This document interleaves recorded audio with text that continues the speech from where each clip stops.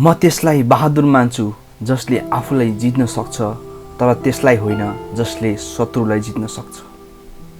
शिक्षाको जरा सधैँ तितो हुन्छ तर यसको फल सधैँ मिठो हुन्छ। सबैभन्दा सस्तो औषधि भनेको हाँसो हो। जब यसको कमी हुन थाल्छ तब मान्छेले निकै महँगो औषधि किन्न बाध्य हुन्छ। मानिस असल गुणले उत्तम हुन्छ न कि उच्च आसनमा बसेर। महलको छानामा बस्दैमा काग गरुड बन्छ र धर्म बिनाको विज्ञान लङ्गडो र विज्ञान बिनाको धर्म अन्धो हुन्छ। एक निराशावादीले हरेक अवसरमा समस्या देख्दछ भने एक आशावादीले हरेक समस्यामा अवसर देख्दछ। सफलताका 3 सूत्रहरू: 1. कहिले हरेस नखाऊ, 2. कहिले हरेस नखाऊ, 3. कहिले हरेस नखाऊ। हावाको चाप जति बढी हुन्छ त्यति नै चङ्गा माथि उड्न सक्छ। अरूले आफ्नो बारेमा के सोच्छन् त्यो महत्त्वपूर्ण होइन, आफूले आफ्नो बारेमा के सोचिन्छ त्यो महत्त्वपूर्ण हो। बाटो ओह्रालो लागेर पाताले पुगे पनि एक न एक दिन उकालो लाग्छ, त्यसैले हिँड्न छाड्नु हुँदैन।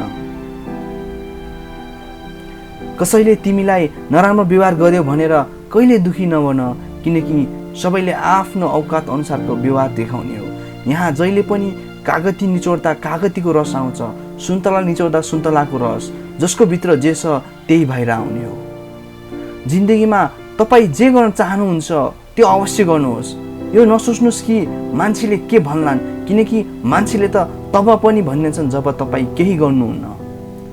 यता बगैँचामा मलजल गरी उमारेको बोटले पनि राम्रो फल दिँदैन, अनि उता ढुङ्गाको चट्टानलाई फाडेर पिपल उम्रिन्छ अनि पिपलको पूजा गरिन्छ। त्यसैले होला भनिएको, कमजोर त्यो हुन्छ जो गुनासो गर्दै जिउँछ, उठ्ने मान्छे त ढुङ्गाको छाती फोडेर पनि निस्किन्छ। आखिर मगमग बसाउने पर्फ्युम पनि त कोमल फुललाई चुडेर च्यापेर पेलेर नै तयार गरिन्छ। अहिले समस्या भोग्दै हुनुहुन्छ भने मान्नुहोस् कि भविष्यको लागि सुगन्ध तयार गर्दै हुनुहुन्छ। जीवनलाई भागेर होइन भोगेर जिउनु पर्दछ। हेर्नलाई जान्नुपर्छ, यहाँ त सङ्घर्षभित्र पनि हर्ष लुकेको हुन्छ। बदला लिएर होइन बदलिएर देखाऊ, दुनियाँ फरक पाउनेछौ। भूगोल सुन्दर भयो भन्दैमा बस्ती सुन्दर हुनु पर्दछ भन्ने छैन। भूगोल प्रकृतिले बनाउँछ त बस्ती मानिसले।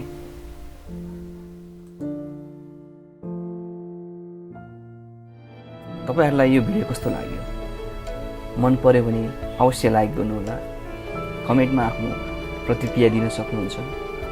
सबै सामु पुर्याउन चाहनुहुन्छ भने कृपया हाम्रो भिडियोलाई शेयर गर्न सक्नुहुन्छ, ताकि हामीलाई पनि अर्को भिडियोमा जोश जागर उत्साह मिलोस्।